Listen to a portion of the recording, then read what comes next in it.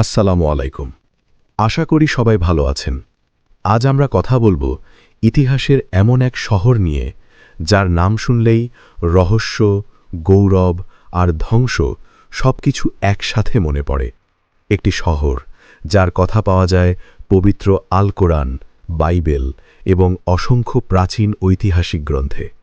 হ্যাঁ, আমি বলছি ব্যাবিলন সভ্যতা এবং সেই কিংবদন্তির ব্যাবিলন শহরের কথা। কেউ একে অভিশপ্ত শহর বলে, আবার কেউ বলে স্বর্গের এক টুকরো।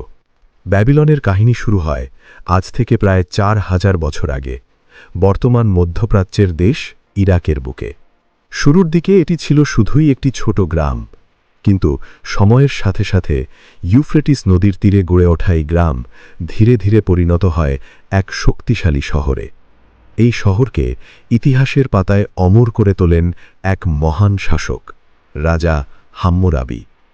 হাম্মুরাবি শুধু ব্যাবিলনকে রাজনৈতিকভাবে শক্তিশালী করেননি, তিনি মানব ইতিহাসের প্রথম লিখিত আইন প্রণয়ন করেন, যা আজ আমরা হাম্মুরাবির কোড নামে জানি।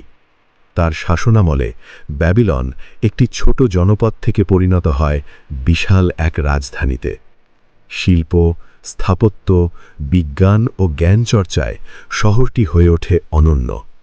ব্যাবিলনের অন্যতম বিস্ময় ছিল ঐতিহাসিক ইশতার গেট। নীল রঙের এই বিশাল দরজার গায়ে খোদাই করা ছিল ড্র্যাগন, সিংহ ও অন্যান্য পৌরাণিক প্রাণীর শিল্পকর্ম, যা আজও আধুনিক স্থাপত্যবিদদের বিস্মিত করে।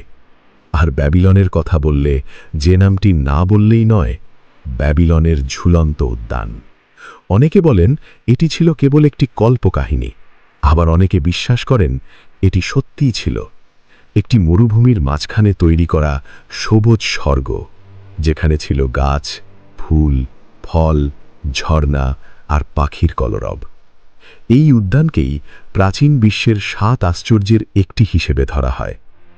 খ্রিস্টপূর্ব ৬০৫ সালে ব্যাবিলনের সিংহাসনে বসেন নেবুচাঁদ-নেজার দ্বিতীয়। তার শাসনামলে ব্যাবিলন পৌঁছে যায় গৌরবের চূড়ায়। তিনি জেরুজালেম আক্রমণ করেন, ধ্বংস করেন ইহুদিদের প্রথম মন্দির এবং বহু ইহুদিকে বন্দী করে ব্যাবিলনে নিয়ে আসেন। এই ঘটনাই ইতিহাসে পরিচিত ব্যাবিলনিয়ান এক্সাইল নামে। কিন্তু এই গৌরব বেশি দিন টেকেনি। খ্রিস্টপূর্ব ৫৩৯ সালে পারস্যের মহান শাসক সাইরাস দ্য গ্রেট প্রায় কোনো যুদ্ধ ছাড়াই এক রাতের মধ্যে দখল করে নেন ব্যাবিলন শহর। অনেক ঐতিহাসিকের মতে তিনি ইউফ্রেটিস নদীর গতিপথ পরিবর্তন করে সৈন্যদের শহরের ভেতরে প্রবেশ করান। এরপর খ্রিস্টপূর্ব ৩৩১ সালে আলেকজান্ডার দ্য গ্রেট ব্যাবিলনে প্রবেশ করেন। তিনি এই শহরকে আবার রাজধানী বানাতে চেয়েছিলেন, কিন্তু হঠাৎ করেই এখানেই তার মৃত্যু ঘটে। এরপর ধীরে ধীরে নদীর পথ বদলাতে থাকে, জনসংখ্যা কমে যায় এবং এক সময়ের মহান ব্যাবিলন পরিণত হয় ধ্বংসস্তূপে। ১৯৮০-র দশকে ইরাকের প্রেসিডেন্ট সাদ্দাম হোসেন ব্যাবিলন শহর পুনর্নির্মাণের চেষ্টা করেন, কিন্তু সেই প্রচেষ্টাও ব্যর্থ হয়। ব্যাবিলনের ইতিহাস আমাদের একটি গভীর শিক্ষা দেয়: অহংকারী পতনের মূল।